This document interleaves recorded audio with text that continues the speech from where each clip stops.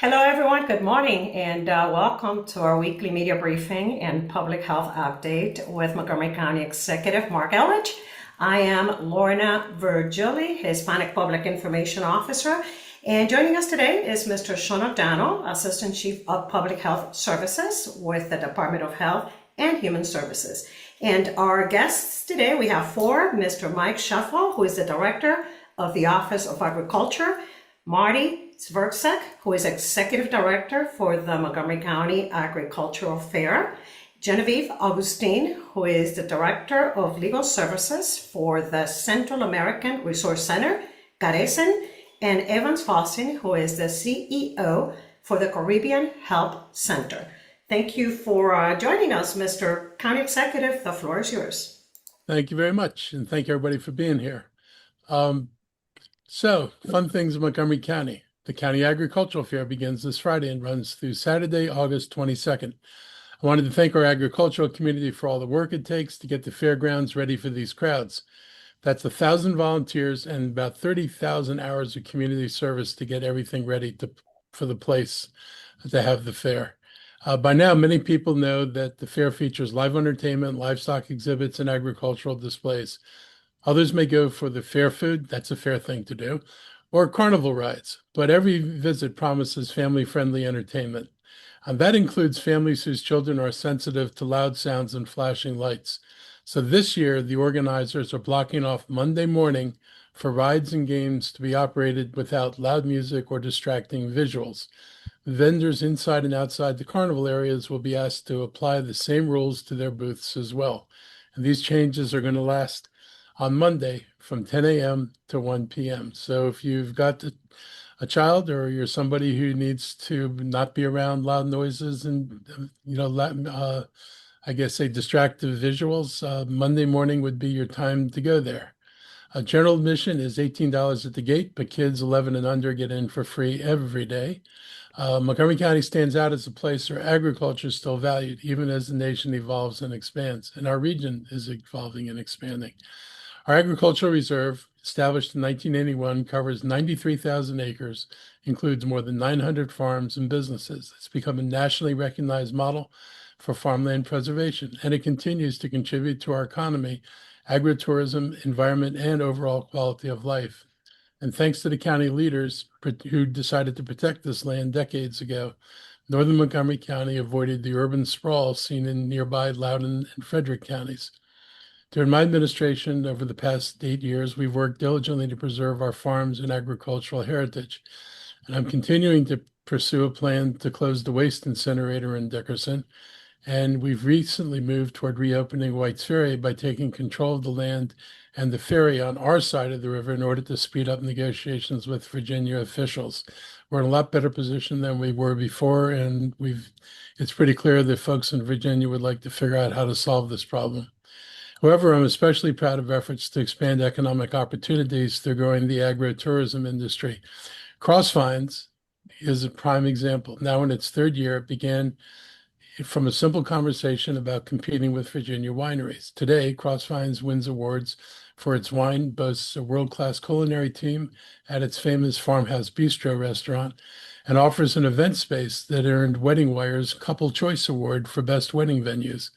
Last month, Wine Enthusiast, which is a famous wine magazine, recognized the Chef's Counter at Burnt Hill Farm in Clarksburg as one of the top winery restaurants globally. Only 13 in the U.S. earned this distinction. Burnt Hill was also previously named one of America's most beautiful vineyards to visit by Food and Wine. This year's 77th County Fair gives us plenty to celebrate, commemorating our nation's 250th anniversary and our county's 250th anniversary. And the Ag Fair theme this year is Born in the USA, which sounds a lot like Bruce Springsteen's Born in the USA, so I'll go with that. This week, I'm happy to welcome Mike Shuffle, the Director of the Office of Agriculture, to talk a bit about who is running the fair and what role agriculture plays in our county. And thank you for being here, Mike. Thank you, County Executive. We appreciate the time. It's always nice to have agriculture talked about, particularly this time of the year with Marty and the County Ag Fair. Obviously, as the Montgomery County Agricultural Fair, agriculture farming is in the forefront of this.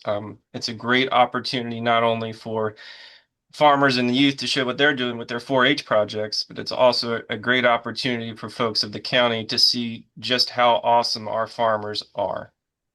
So the county executive talked about his leadership in farmland preservation.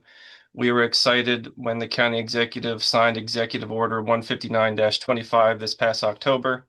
That executive order sent a new base price for some of the easement programs that we offer. And I'm proud to report, based on this new base price on the executive order, we have recently, as a county, accepted and will be finalizing 3 building lot termination easements here in the next couple weeks. So this program that the county executive was at the forefront of when it started in 2009, when he was with the council then, this is an actual rooftop removal easement program. So a landowner is getting paid to not build. We're actually getting rid of rooftops in our ag reserve. Am I able to share my screen? I want to talk just a little bit more specifically about some of our farmland preservation efforts. If not, that's fine too. No, go ahead. All If right. you can share it. You Thank should you. have it now. Thank you.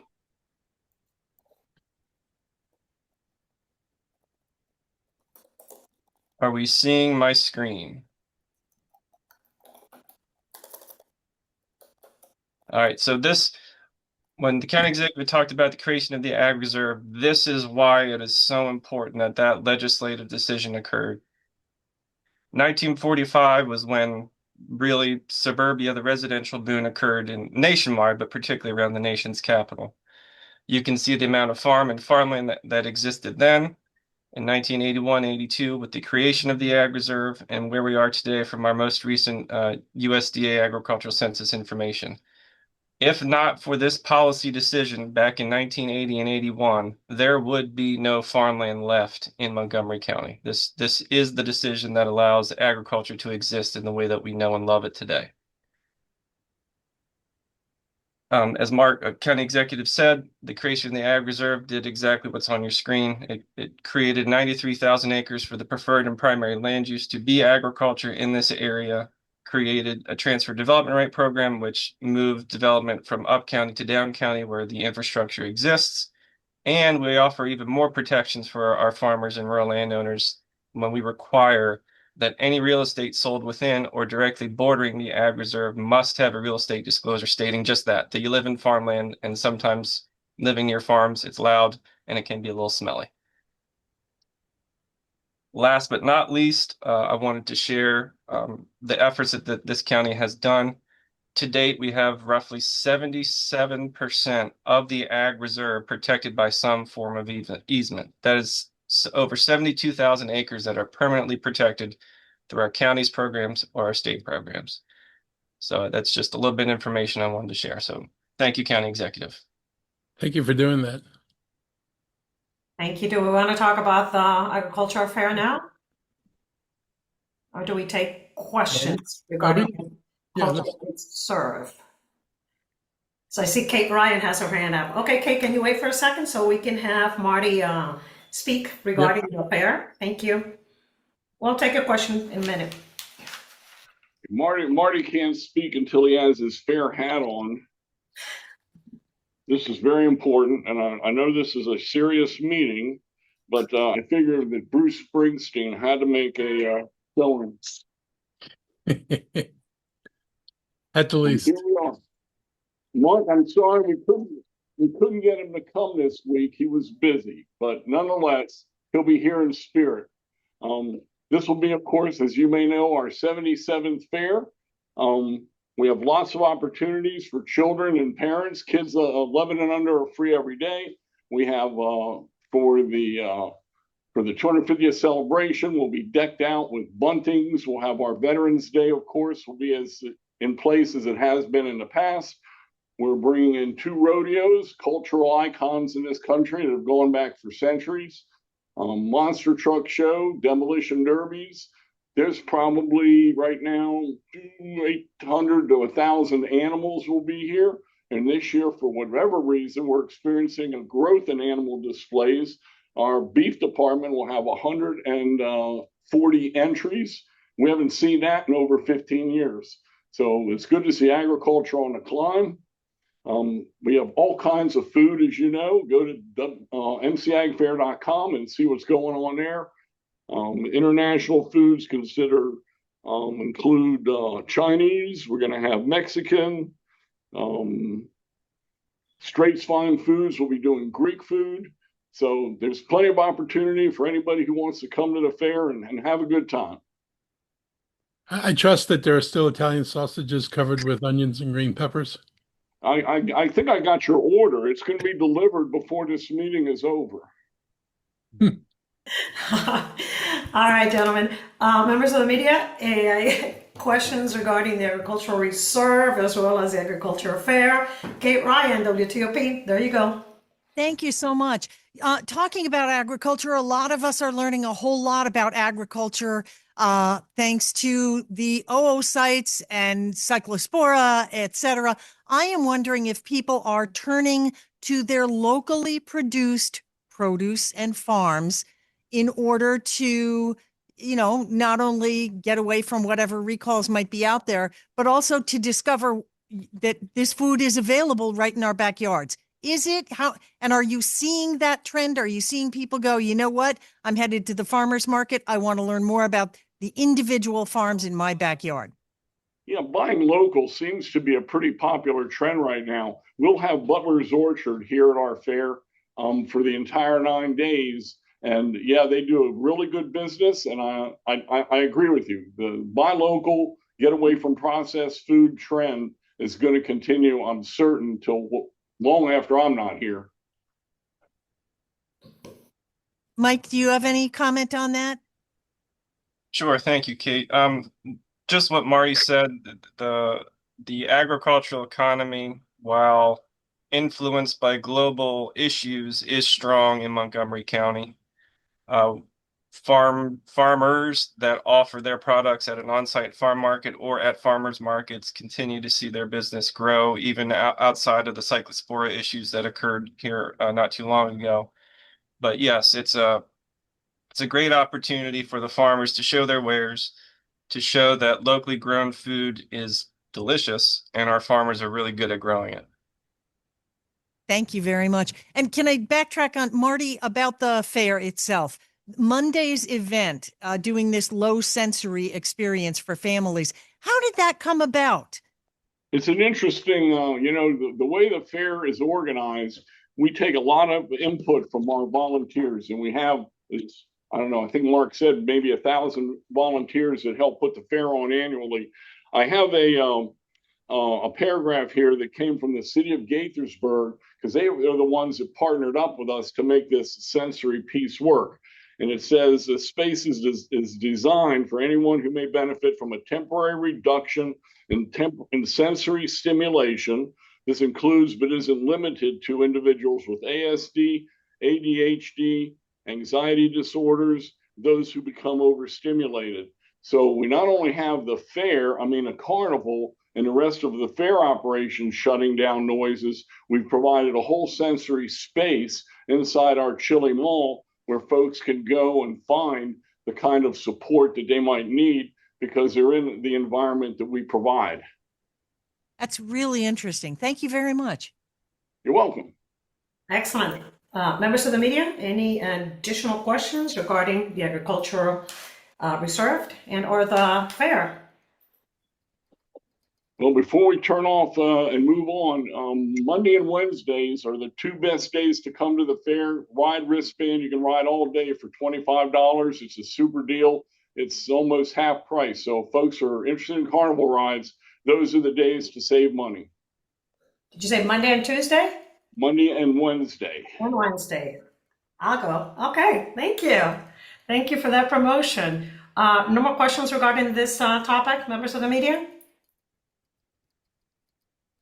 Okay, thank you, gentlemen, for joining us today. You may go if you need to.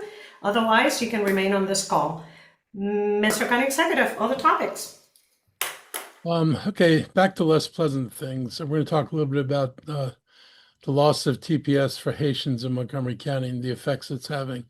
As I noted a few weeks ago, Montgomery County is home to thousands of Haitian families who work, raise children here, run small businesses, and contribute to our community every single day. For many, it's been more than 16 years since they were granted permission to come to the United States and start new lives. They were here because of political unrest, by the way, largely created by American history and its involvement in Haiti over a period of decades, gang violence, also attributable to what we did, or that devastating earthquake that killed more than 200,000 people, which had nothing to do with us. Late last month, the federal government announced the indiscriminate termination of temporary protected status, also known as TPS, for Haitian residents. The decision has real immediate consequences for our neighbors, and we're already seeing the impact on the ground. To help us understand what that impact looks like, I wanted to introduce two people who are doing this work every day. First is Genevieve Augustine, Director of Legal Services at the Central American Resource Center, CARECEN, who works directly with families navigating the legal fallout from these changes. And also Reverend Evans Faustin, CEO of the Caribbean Help Center, who sees firsthand how this is affecting families, congregations, and the broader Haitian community here in the county. According to the news today, and maybe our guests can enlighten us on this, the immediate deportation order is being applied only to those who lost TPS and had a final removal order. As of this morning, they may not be arresting people based only on loss of TPS status, but I'll turn to the two of you to give us perhaps a more accurate or thorough update on that. So thank you for being here.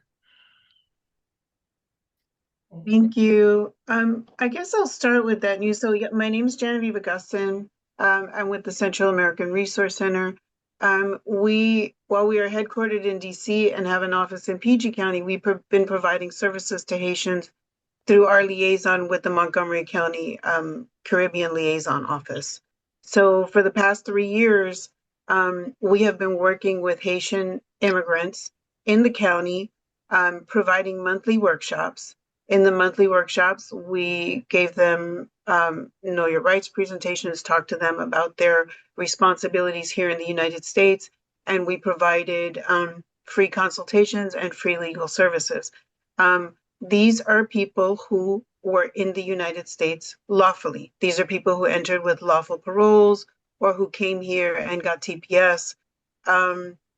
They, as has been stated, they have contributed so much to the economy. And I think what's happening, because we really don't know what caused the directive of not to immediately deport those who didn't have orders. But there's a big outcry in the community because, for example, Haitians are very dominant in the healthcare professions, and people just don't know who's going to help take care of people. Like, for example, the home health aides and everything.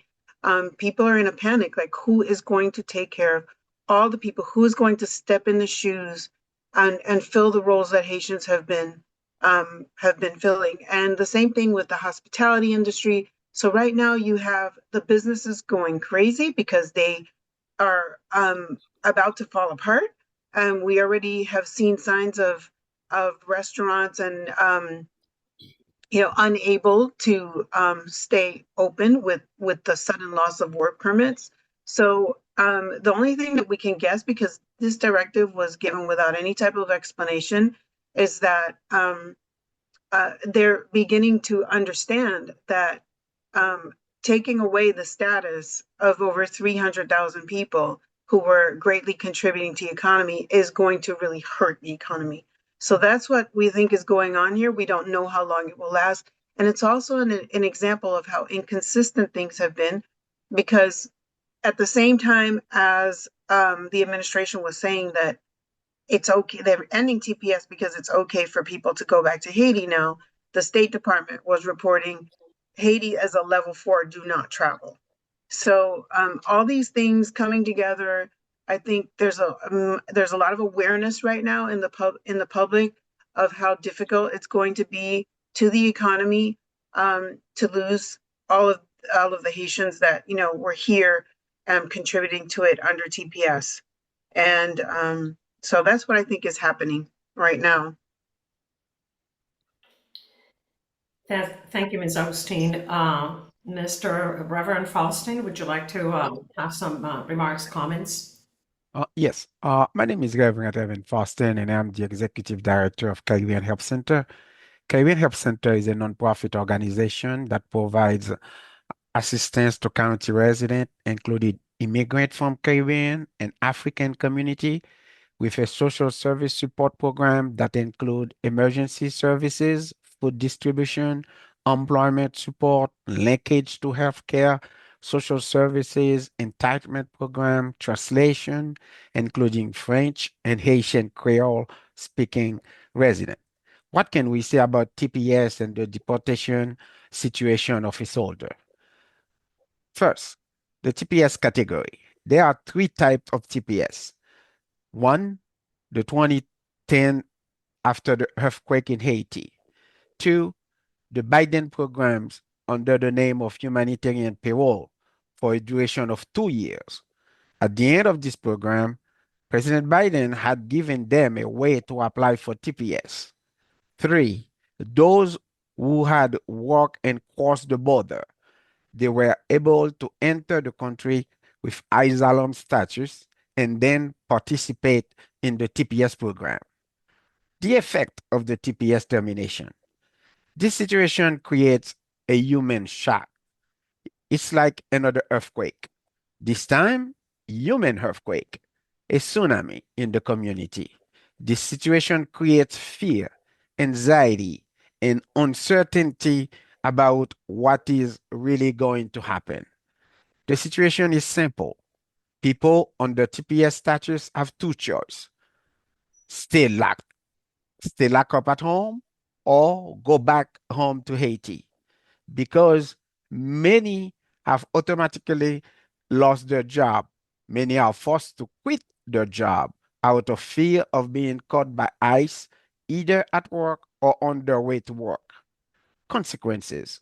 We must not forget that this termination only concerns adults. There are children, young people who are included. Children who won't be able to go to school because their parent will be afraid to send them. And if they do, and ICE catches them at home, when the child come back from school, there will be no parent to welcome them. It should be also noted that these are people who have contributed to this economy.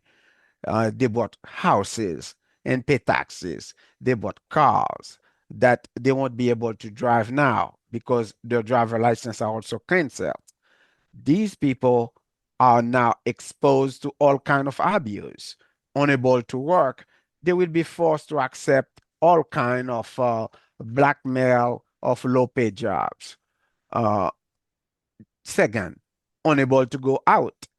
They will have to ask friends for help to buy food or other necessities. Third, they will be forced to rely on churches, organizations, and institutions to get help. But for how long can this institution will provide these helps? We can easily ask ourselves, how will they pay their rent? How will they go to the market? In case of illness, they might be afraid to go to the hospital for medical care for fear of being exposed and be prey to attackers. Fourth, they are afraid to drive or take the bus. How are they going to pay for their car insurance, etc.? So they find themselves in two difficult situations. As I said before, facing the chaos in the United States or facing deportation to Haiti. As far as I know, up to date, the Haitian government has no concrete plan to welcome 300,000 immigrants, even though they say otherwise. That's basically the situation, and it's very, very, very, very scary. Thank you very much for those remarks. Members of the media, do you have any questions regarding TPS, Haitian community, for our guests? Please raise your hands. Kate Ryan, WTOP. Go ahead, Kate. Hi, I'm wondering, do we have a rough number of how many people are affected by this particular order who live in either the DMV or specifically Montgomery County? And Ms. Augustin, you mentioned the healthcare industry. Do you have area hospitals or area medical centers who are saying, we're in trouble here, this is going to be a problem? Unfortunately, I don't have the numbers of the people in that are specifically in this area. I do think it is available. I think they do have the breakdown by numbers, and I can look that up for you and see. Um, as far as, I mean, so I happen to be a Haitian person, and just anecdotally, like my all of my cousins are doctors, nurses, and so and they were born here, but they are talk like everyone is talking about in the community how assisted living homes, like places like that, like Haitians are taking care of people in assisted living homes. Haitians are nurses, Haitians are CNAs. I had the most tragic story. There was someone who called us for help. She came to the United States when she was about 5 years old. She had TPS. She is a nurse practitioner. She has now lost TPS. And she, like, what's she going to do? She's 30 years old now. Okay. Um, she was a nurse practitioner. Imagine how much she's contributing to our society right here. And now she has to leave. She literally has no other way to stay here. And so she has to leave. So if you think about all the people that came here at a very young age and have spent their entire lives here, this particular girl has never even been to Haiti.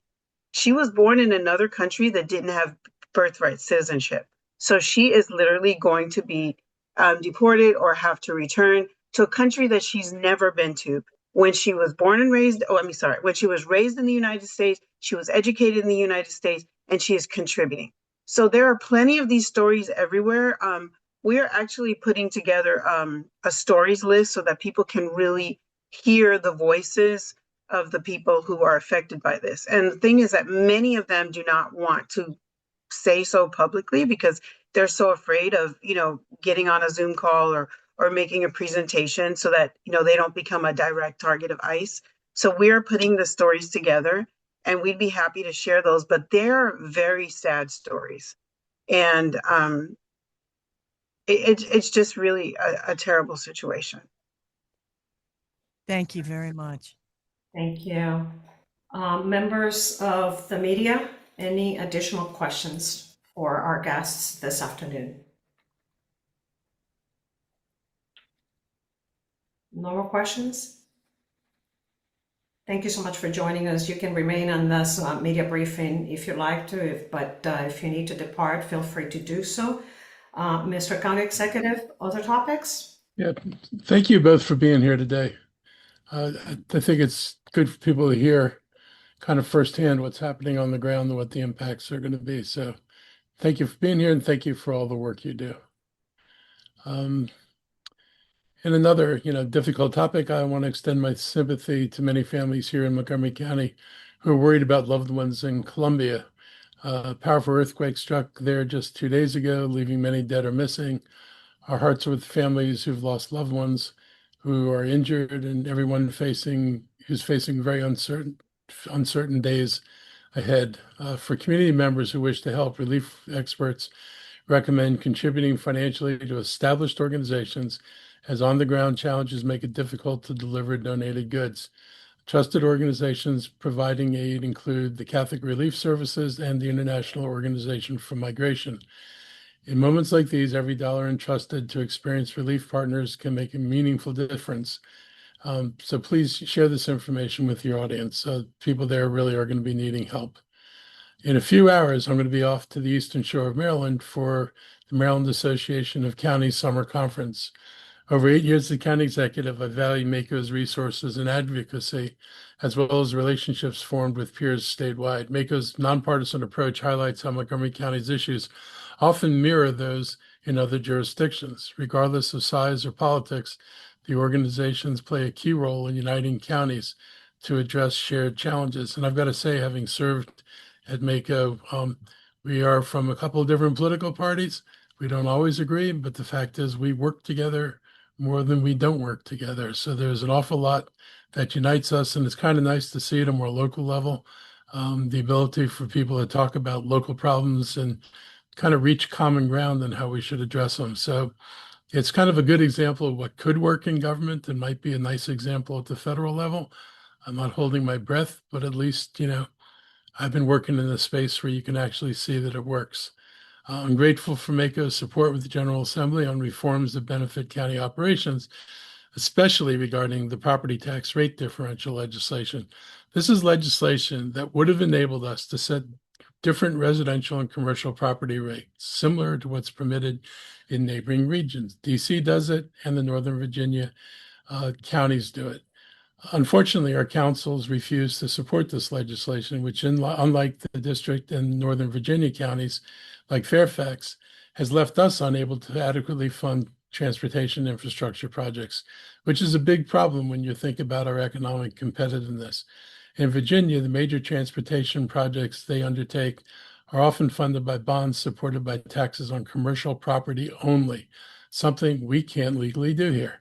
That has created a large revenue stream in Virginia that does not come from residents, and that stream does not exist in Montgomery County. The council over the last 3 years, when there was a bill that they could have supported, hasn't even been willing to have a discussion at the council and vote on whether or not they would support the bill. And the bill wouldn't have required us to do anything. It just would have enabled us to do something. I'm hoping that, different council and some better thinking about how we need what to do to raise taxes in order to be competitive, that it actually has an effect going forward and that we can be successful. But I can tell you it's going to require a united front from the county executive and the county council if we're going to hope to get this through the legislature. Hopefully, the year ahead will bring some changes. Other news and confusion. Okay, we'll be talking about Donald Trump and Kennedy, so that makes sense. I want to talk about another development this week that's not only horrible, but terrible timing. This week, Trump signed an executive order initiating a major change to the childhood vaccine recommendations. This is something that the American Academy of Pediatrics immediately came out against, encouraging patients to rely on pediatricians on vaccine recommendations and not the White House or Secretary Kennedy. Nobody should go to the White House or Secretary Kennedy for medical advice. The Maryland Department of Health is also on record coming out against the new directive tied to Trump's executive order. This is the Immunization Awareness Month because it's important for children to be up to date on their vaccines as we start another school year. It is not a good time to send mixed messages and confuse parents. I want to remind the media to rely on trusted sources who follow the science behind vaccines, not the people who come to their own conclusions based on a warped sense of reality. To be blunt, medical advice coming from Trump or Kennedy should probably be ignored as devoid of any evidence to back it up. Before we open it up to questions, I'd like to give my staff an opportunity if any updates they'd like to share, and I'll start, as usual, with our health team. Thank you, Mr. County Executive. Just wanted to share today that, yes, as you mentioned, U.S. states set their own school requirements for vaccines. And Maryland has established that their requirements are based on guidance from the American Academy of Pediatricians and the American Academy of Family Physicians. So there's been no change to the recommendations for back-to-school vaccines. HHS is continuing to do back-to-school vaccine clinics at a number of locations. All of those are listed on our website. Of course, families are welcome to go to their pediatricians to get those shots as well. I also wanted to mention two other things in the news. Cyclosporiasis cases are beginning to slow down, indicating that the recalls are having a positive effect. Most of these cases have occurred outside Maryland. The cases that we have seen in Maryland are largely related to either international travel or travel to other states. We do have one new concern. We are seeing that some fresh jalapenos imported from Mexico are related to an ongoing salmonella outbreak. Again, the Taylor Fresh Foods has recalled products that have been sent out, including those sent to stores, including Kroger, Target, Trader Joe's, Walmart, and Whole Foods. So just raising that as a concern right now. But otherwise, we're glad to see that the cyclosporiasis cases again are beginning to be reduced. No other public health updates at this time, but happy to pass on to any of our other colleagues who might be here with updates. Okay, I think you're the last one, Mr. O'Donnell. So, members of the media, any additional questions for the county executive regarding other topics? Kate Ryan, go ahead. And I thank you very much for Mr. O'Donnell. The fact that the Maryland State Department of Health put out their statement saying childhood immunization schedules do not change. We are sticking with the American Association of Pediatrics, I think it is, guidance, etc. How helpful is that to you? And what kind of, are you getting a lot of questions? I had questions, for example, from older folks who said, look, I can't remember if I had mumps. If kids are not getting their MMRs all in one, I'm worried about what happens to me down the line. What kind of questions are you getting, and what kind of guidance would you put out there? Yes, so that's a good question. Again, the measles, mumps, and rubella vaccine has been a single vaccine for a number of years now. And the great thing about that is you only need one shot to get protection from three very infectious diseases. People over a certain age, and at this point, it's largely seniors, are presumed to have been exposed to some of these diseases because they were so prevalent back then. If you cannot remember what your vaccine history is, we do encourage you can reach out to your provider, you can reach out to our immunizations team. I know when I was a child, these records were not all electronically based, and so it can be difficult to figure that out. But there are a significant number of vaccines that are recommended based on other ages. As you get older, there are recommendations once you hit 50 for the shingles vaccine, for example, and that's a two-part vaccine. There's also recommendations for the pneumococcal vaccine. So again, it's hard to, in one soundbite, recommend all the vaccines for all the ages, particularly for those for newborns and young adults. But those sequences have been studied by the American Academy of Pediatricians and the American Academy of Family Practitioners and set out for a safe and effective course of receiving them over the course of those years. The same is true for vaccines that are recommended for our school-age kids. The updates that they need at those different ages. And so again, that's all been well established. That has not changed in Maryland, it has not changed in most areas. So we regret that there's been confusion based on some of the national messaging, but locally and across Maryland, across this region, there really has not been any change in those recommendations. Gotcha. And a brief follow-up, the executive order calls for splitting the MMR. My understanding is that the people who make these vaccines don't have those. Those are not in the pipeline anywhere, correct? Would this mean having to reformulate? And again, I know you guys are in the business of getting the vaccines that are available. What's the implication there?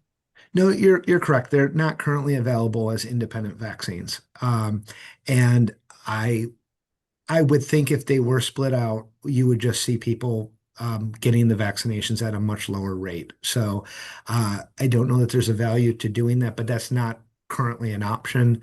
I would share that something our medical community has been working towards is a combined COVID and flu vaccine, which again will increase the levels of vaccinations for these two very common and very serious illnesses.